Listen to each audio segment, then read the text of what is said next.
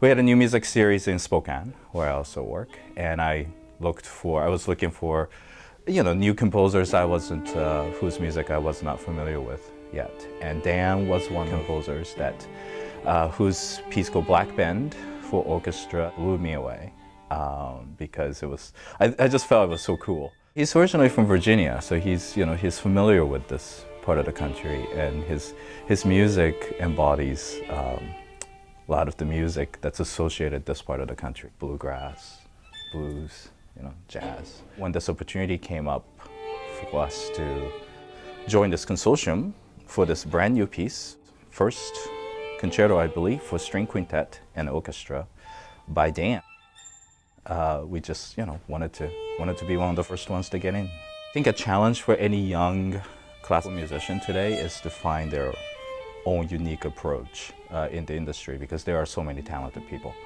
And what Sybarite 5 has done so well is to mix the contemporary music of Dan Visconti and others, and also infusing that with these cool arrangements of tunes by Radiohead, for instance, and play these in such a high energy style that transmits so much energy to the audience, regardless of whether they're familiar with Dan Visconti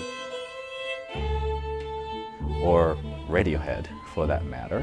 They just kind of transcend all borders and genres in music, and that's sort of the approach that they're taking, and I think they're being very successful.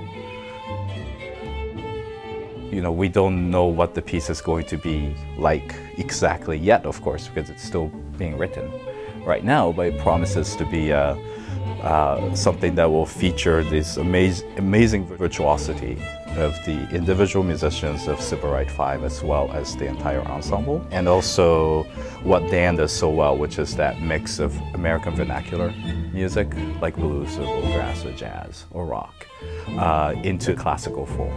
This is a unique opportunity because we're giving you, the listeners, an opportunity to be part of it, to bring such a high-wire musical act. It's a special opportunity, and it's not an opportunity that comes along, that often. So it's a special moment for us, for our orchestra, and I think our town. Columbia is famously hot, but we sometimes forget the other part, which is surprisingly cool.